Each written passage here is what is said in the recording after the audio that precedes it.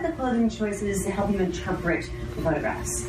I think they always do. I think costume and clothes always sort of become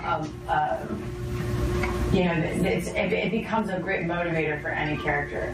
For anything that you're doing. Once you start to feel whatever that character is, you start putting on, it just series off the hook. Someone is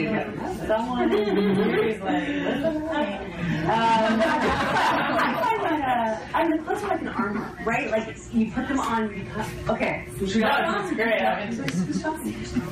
I feel like, I guess it could be protected. I guess that's sort of, it kind of just is what, but I feel like it's the same thing even when you, like, who are you going to be in the morning when you wake up and you whatever you're feeling, you sort of, once you start to put on your clothes, if you're into that, if you're into aesthetic, if you're all a creative person, you do, that is a form of how you meet the world, Yes. Yes. And I think the same thing goes when you're trying to create a character. It just starts to become, it just gets you, it slips you right into where you're supposed to be, and then when you have great people that are assisting you, and actually really, really behind the creative of, what it looks like and everything. It's helpful. Great. It's more than helpful. Yeah. It's their vision, isn't it? And then, well, what struck me is that it really seemed like a partnership. I was watching behind the scenes footage and you guys were talking about things and you were pointing things out, and I think that's very helpful because if someone's barking orders and you act like this, you may not feel like you're giving them what they need, but when you're doing it together, then it's impossible not to deliver because you're delivering what you feel also. I think when you're working with someone like Michelangelo, you just sort of show up and, you know what I mean? Like, I think he knows when you trusted. Yeah, you trusted. I think that, it's one thing when it's your vision. You know what I mean? Like, if I'm producing something or directing something, I'm going to take responsibility for what that looks like. I enjoy being a hired gun. I like being an actress. I like being the subject of something and working with someone. Do you know what I mean? Do I ever? It's so much easier than having to run your own life. Somebody just tell me where to go, tell me what to do, and I'm very happy to do that, and then bring whatever it is that I am or I can to that. And then every once in a while, you got to pipe up a little bit. If you have something, to offer, or if people are starting to piss you off, but that didn't happen on this. This was actually really lovely, and we had a great time. And Michelangelo, these pictures were so set up, so he had a lot to, I just wanted to make sure that I was doing the right thing for him. I think he was doing the right thing. That's how it looks. Do you have a favorite photograph? I really like the Scandal one. I think that's a really funny one. That's do you know what month that is? The Scandal? March? August. It says the little voice. You love August. Yeah. I like all of them. This one. That's the one. It's got like the little screens in the back that says, "Sweetheart goes bitter." Oh, yes. I love that one. This was fun because the boy behind me was just gorgeous. I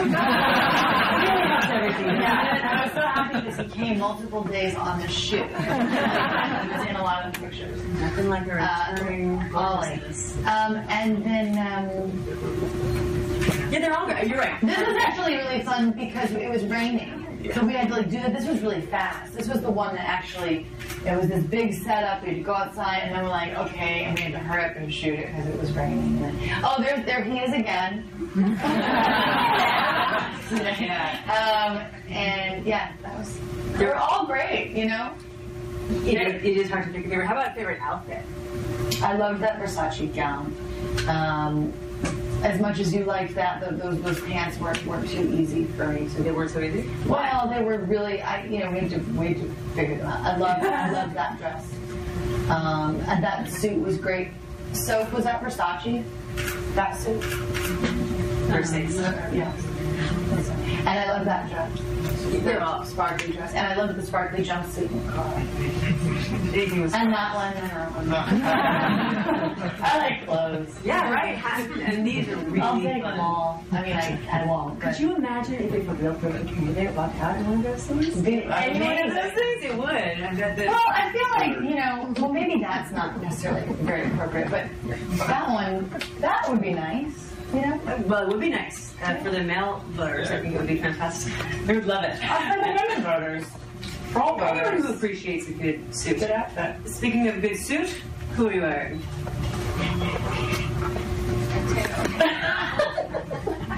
Stephanie, who is she wearing? I don't know. A tan. Well, it is gorgeous as well. Ask me again. Okay. Kate, who are you wearing? A tan. Okay, so now, taking it off the screen and back to real life for a minute, what's next for you? Any bitter rolls, any sweet rolls, anything coming up you want to share? Interesting. The next one is, I would say, is in the bitter department. Meaning, and bitter's funny because it's hard. You say these things and people think you mean bitter like bad or bitter negative. And it's bitter. It means bold, really, right? It's fierce and more confident and intense, right? So the next role that I'm doing is the Richard Pryor film that Lee Daniels is directing. And that's You're playing Richard Pryor? I'm playing his wife, Jennifer Pryor, and it's a very, very intense movie. It'll be a great experience. So I really look forward to that. That's the next one. That's awesome. Yeah. Where are you shooting? I think we're shooting in Atlanta. That all makes sense. Yeah. Well, listen, thank you, and Michelangelo and Bob, and I think you're all to be congratulated for creating this masterpiece. It obviously was a group effort, and I'm a big fan. I love it. So, I'm sure everybody here has a whole bunch of questions that you'd like to ask the group on stage. We have some microphones now out in the audience, so let's kick it off. Who's got a question? I like your shoes. Thank you so much. We have some questions today. All right, people. You're journalists. You've got questions. Who's got one? We see a hand. There we go. How long did the shoot take? 6 days. And maybe we'll expand on that.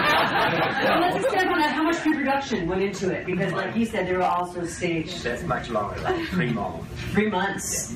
Oh boy, and that's a long time, huh? Yeah. What's a normal pre-pro? But professional for it's a good class. Oh my gosh! Wow, so this must have been great. It must have been luxurious. Yeah, there's so many aspects to details. Everyone has a different setup, a different atmosphere. So it's a lot of details to follow up. And did you shoot in Italy? No. We shot here. Here, in New York, and around. It was great. We had so much fun. I'll bet. I'll bet. Changing every day from one place to the other. It's production. It's your playground. You just took over. I love that. What else? Yes, right there. And then you know what? You can tell us your name and where you're from, actually. Okay, I'm Fernanda Baldiotti from Brazil, a global newspaper. Hi, Casey. Hi, everyone. Hi. You are writing a book, right? I am. Yeah. It's been really fun. What actually. is it It's been hard. about? Huh? I would like you to talk about. I read that the idea is to throw perfection out of the window. Is it only in body terms, or do you mean in our whole life?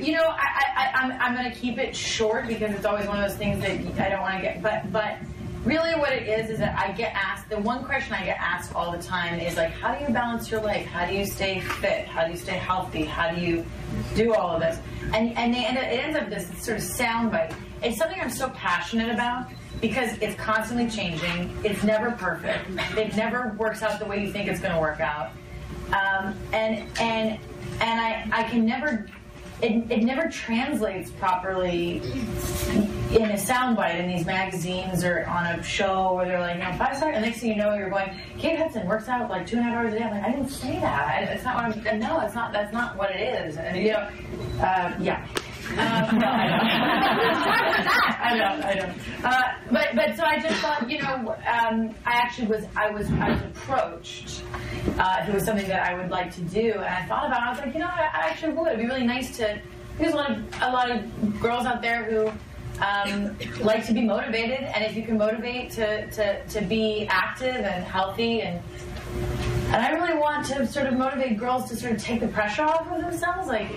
you know, and to just put one foot in front of the other. And so that's sort of what the premise of the book is. It's more about trying to be more motivational and connect with us as individuals, and we're all different, and what works for us personally.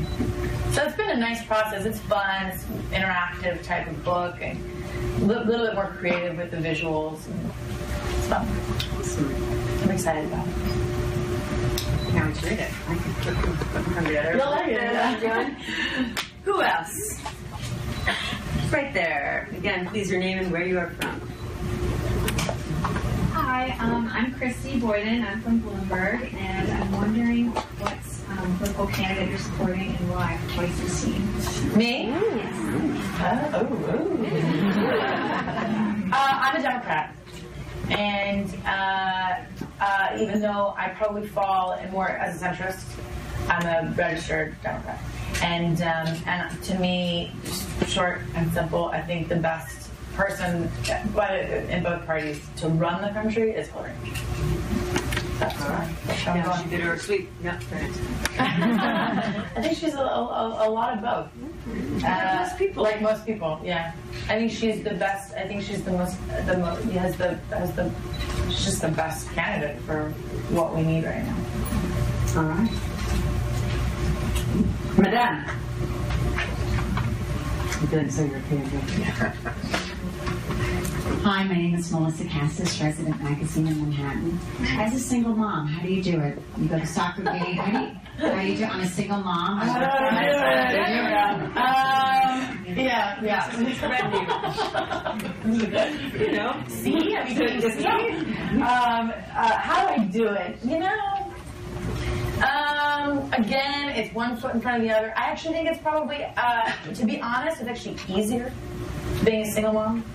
Because you don't have to check in with somebody. I don't have to check in with anybody. Yeah, I think it is a bit. It's simpler, and but at the same time, I think being a mom, just period, just in general, whether you're a working mom, whether you're a single mom, whether you're a not working mom and married and whatever it is, I think it's just challenging raising kids. You know, it's always a balance, especially if you have multiple kids. You're running all over the place, and you really are trying to keep everybody good. You know, so when you're not feeling so good, sometimes you're still like energetically trying to like keep everything together, and it can be really exhausting. At the same time, it's the most rewarding.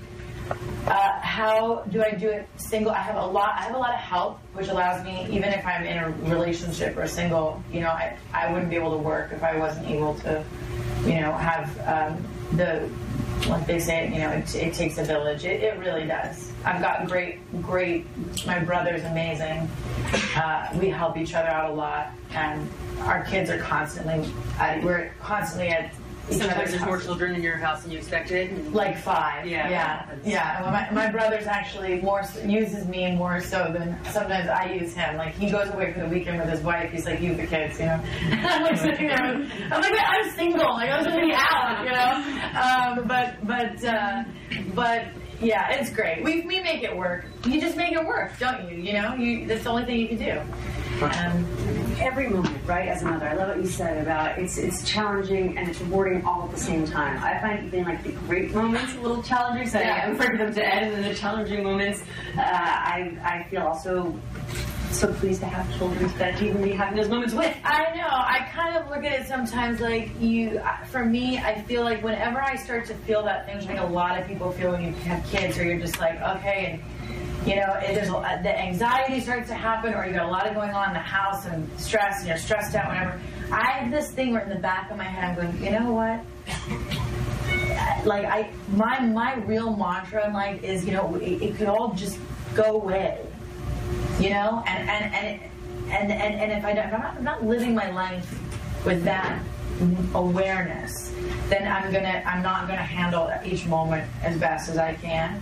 And so I try to approach everything like that, and especially raising my kids. Like I just want to take it in as much as I can. I just, you know, try not to. There's enough worry, you know, in life. It's like I just want a good environment in my house.